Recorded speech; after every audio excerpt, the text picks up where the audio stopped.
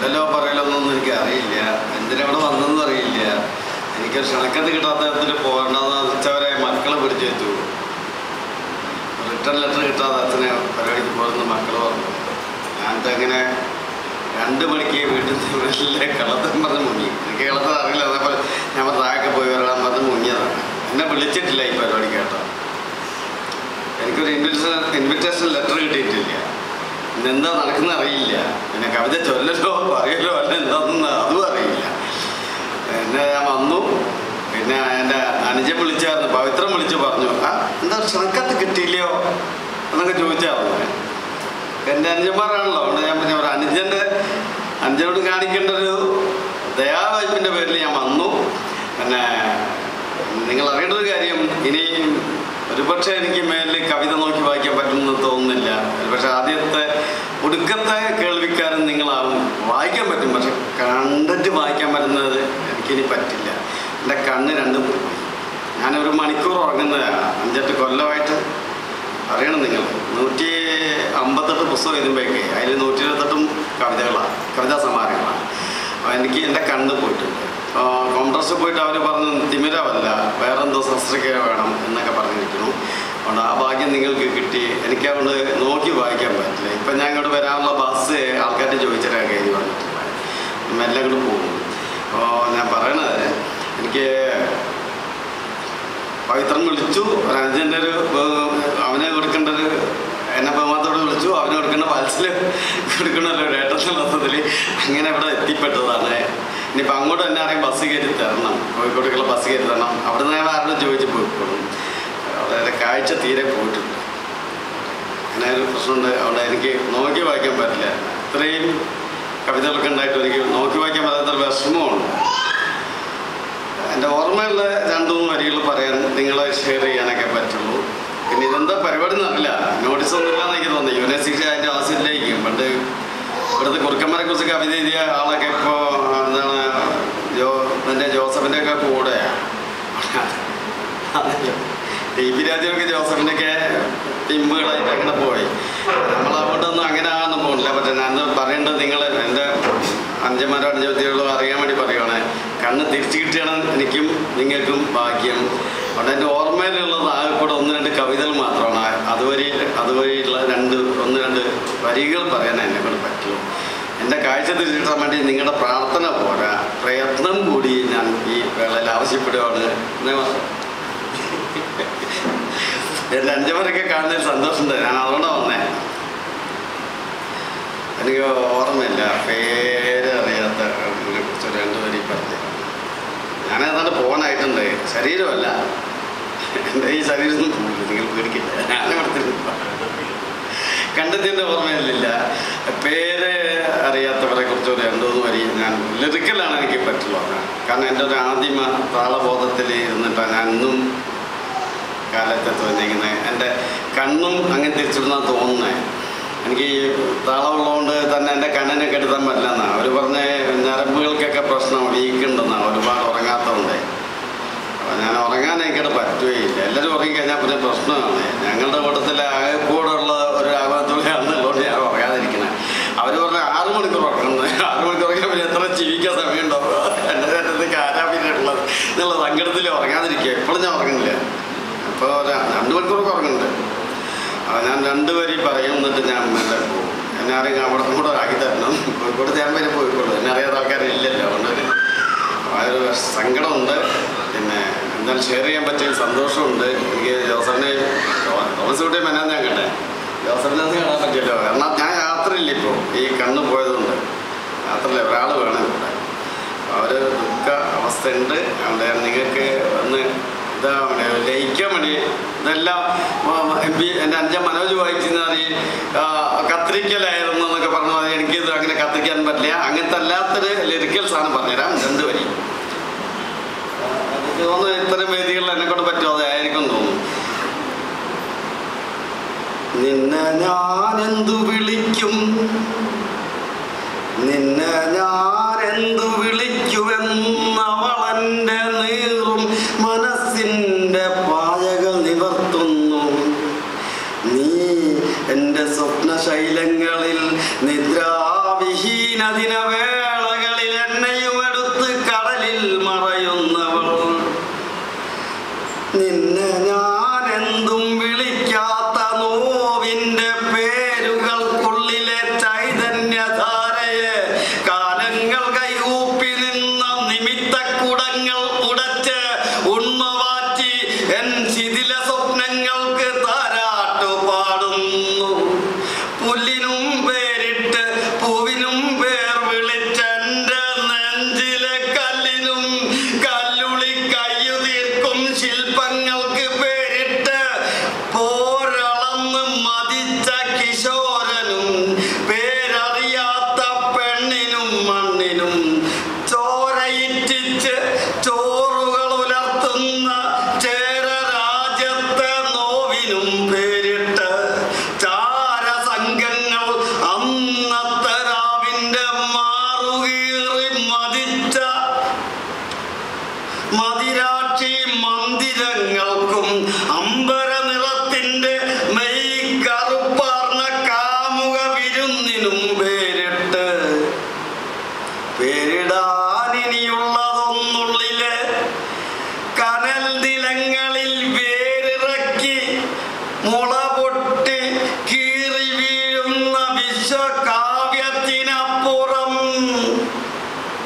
അത് മതി. അതിൽ 100-300 വരികളുണ്ട്. അതുകൊണ്ട് ഇപ്പം വായിക്കാൻ നമുക്ക് പറ്റില്ല. ഞാൻ വേറെ ഒറ്റ എൻ്റെ ഓർമ്മയുള്ള ഒന്നുകൂടി വായിച്ചിട്ട് ഞാൻ ആരൊക്കെയാണെന്ന് അറിയില്ല. ഇതിനൊക്കെ കാണുന്നുണ്ട്, നിങ്ങളൊന്നും അറിയില്ല.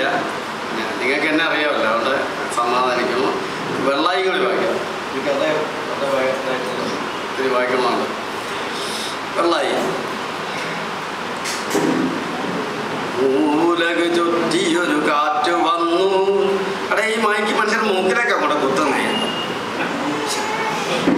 അതിൻ്റെ ബുദ്ധിമുട്ട്.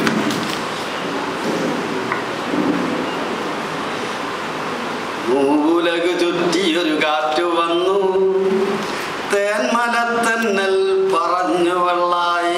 മൂലക് ചുറ്റിയൊരു കാറ്റ് വന്നു, തേന്മലത്തന്നൽ പറഞ്ഞു വെള്ളായി.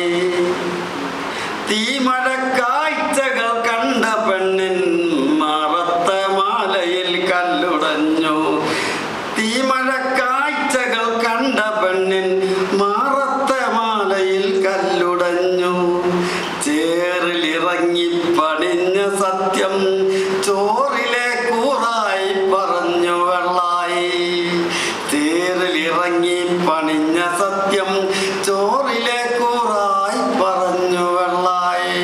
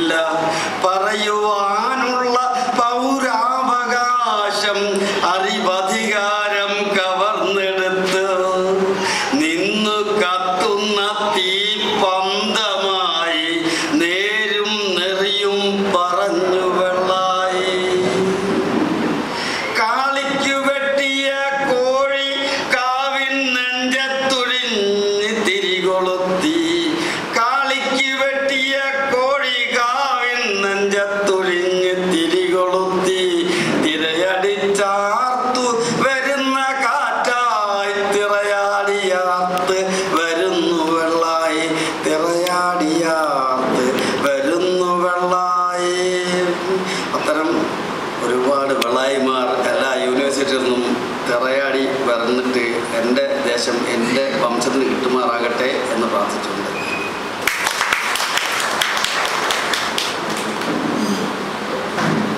അടുത്തതായി കവിതയിൽ ശ്രീ എം.ആർ. രേണുകുമാറിനെ ക്ഷണിച്ചു.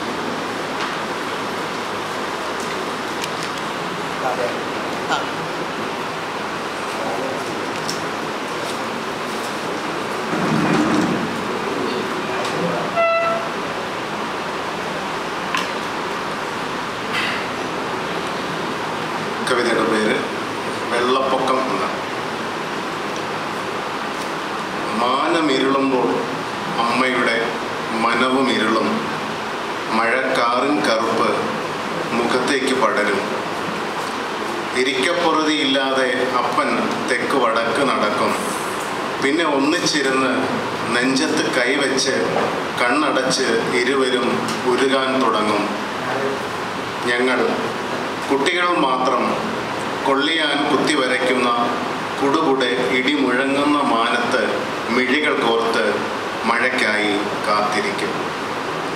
തെക്കൻ കാറ്റിനെ നെഞ്ചിൽ വാരിയെടുത്ത് പാടയിറമ്പിലേക്ക് ആർത്തു വിളിച്ചോടും. ചറപറ ഞെടുമ്പറ്റ് പൊടുന്നനെ പതിക്കും മഴയിൽ കുതിർന്ന് വേനലിൻ അവസാന പറവയും ഇഹലോകവാസം വെടിയും. മഴക്കാലം അതിനിടം കാലിനാൽ വേനലിൻ പോസ്റ്റിലേക്ക് തുരുതുര കോരിച്ചൊരിയും മിന്നലിൻ ഗോളുകൾ. നിർത്താതെ രണ്ടുനാൾ പെയ്താൽ നിറകയായി പാടമാകെ മഴവെള്ളത്താൽ. ഊത്തകളി തുടങ്ങുകയായി കാരിയും കൂരിയും ചെമ്പല്ലിയും. പിന്നെയും പെയ്താൽ കയറുകയായി പാടം നിറഞ്ഞ വെള്ളം കരയിലേക്ക് വെള്ളപ്പൊക്കമായി. പറമ്പാകെ പലതരം മീനുകൾ, പാമ്പുകൾ. അതിനിടയിൽ നീന്തിയും നനഞ്ഞും തലകുത്തി മറിഞ്ഞും ഞങ്ങൾ കുട്ടികൾ. മഴയുടെ മട്ടു നോക്കി വെള്ളത്തിൻ കലക്ക് നോക്കി താടിക്ക് കൈ കൊടുത്ത് തല പുകഞ്ഞ് അമ്മയും അപ്പനും. പെയ്ത്തു തുടർന്നാൽ കയറുകയായി വെള്ളം പെരയ്ക്കകത്തേക്ക്. ഒപ്പം ഉറങ്ങാനും ഉണരാനും എത്തുകയായി നീർക്കോലിയും ചേരയും. ചട്ടിയിൽ ചാടിക്കയറി കറിയാകാനായി വെമ്പുകയായി വരാലും വാളയും പൂളാനും. കട്ടിലേലിരുന്ന് ഇരകോർത്ത് ജനലിലൂടെ ചൂണ്ടയിട്ട് പിടിക്കുകയായി ഞങ്ങൾ കുട്ടികൾ പലതരം മീനുകൾ. 4-5 നാൾ മുമ്പ് പമ്പരം കുത്തുകയും ഇട്ടു കളിക്കുകയും ചെയ്ത വെയിൽ മുറ്റത്തിപ്പോൾ ഞങ്ങൾ കുട്ടികൾക്ക് കഴുത്തൊപ്പം വെള്ളം. അരപ്രൈസിൽ നിന്ന് മുറ്റത്തേക്ക് പുഴയിലേക്കെന്ന പോൽ ചാടിക്കുളികൾ, മുങ്ങാങ്കുഴികൾ. നിലയില്ലാ കയങ്ങളിലേക്ക് പിണ്ടിച്ചങ്ങാടങ്ങളിൽ തുഴഞ്ഞുള്ള പോക്കുകൾ. അടി തെറ്റിയാൽ അതിനോടൊപ്പം കരണം മറിയൽ. ഒരു കവിൾ വെള്ളം കുടിക്കൽ. തുണി നനച്ച് കണ്ണ് ചോപ്പിച്ച് അന്തിക്ക് ചേക്കേറുമ്പോൾ തുടയിൽ പൊട്ടുന്നു അപ്പൻ്റെ കൈവെള്ളയുടെ ചൂടൻ പടക്കങ്ങൾ. എങ്കിലും കണ്ണു വെട്ടിച്ച് പിന്നെയും തുഴഞ്ഞു പോകുന്നു പിണ്ടിച്ചങ്ങാടങ്ങളിൽ ഞങ്ങൾ കുട്ടികൾ കുസൃതികളും. അപ്പനറിയാതെ മഴയതിൻ കൈകളാൽ തലോടി മായ്ച്ചു കളയുന്നു ഞങ്ങളുടെ തുടയിൽ തിണർത്ത് കിടക്കും അടിയുടെ പാടുകൾ. മഴ തെല്ലു കുറഞ്ഞാൽ വരത്തു വെള്ളത്തിൻ കലക്കൽപ്പം മാറിയാൽ മാനമൊന്നു തെളിഞ്ഞാൽ അതുപോലെ തെളിയുകയായി അപ്പനമ്മമാരുടെ മുഖങ്ങൾ. നെഞ്ചിലെ കലക്കൽ ഇരുളുകയായി ഞങ്ങൾ കുട്ടികളുടെ മുഖങ്ങൾ.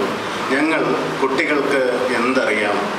മഴ പെയ്താൽ വെള്ളപ്പൊക്കം ഉണ്ടാകുമെന്നല്ലാതെ, പിണ്ടിച്ചങ്ങാടം കെട്ടി മറിയാമെന്നല്ലാതെ, ജനലിലൂടെ ചൂണ്ടയിട്ട് മീൻ പിടിക്കാമെന്നല്ലാതെ, തുടയിൽ അടി കൊള്ളാമെന്നല്ലാതെ, വെള്ളമിറങ്ങുമ്പോൾ ചില കൂടപ്പിറപ്പുകളും ഒപ്പം ഇറങ്ങിപ്പോകും എന്നറിയാമെന്നല്ലാതെ, അടുത്ത വെള്ളത്തിന് അവർ മാത്രം കയറി വരില്ല എന്നറിയാമെന്നല്ലാതെ, അടുത്ത വെള്ളത്തിന് അവർ മാത്രം കയറി വരില്ല എന്നറിയാമെന്നല്ലാതെ.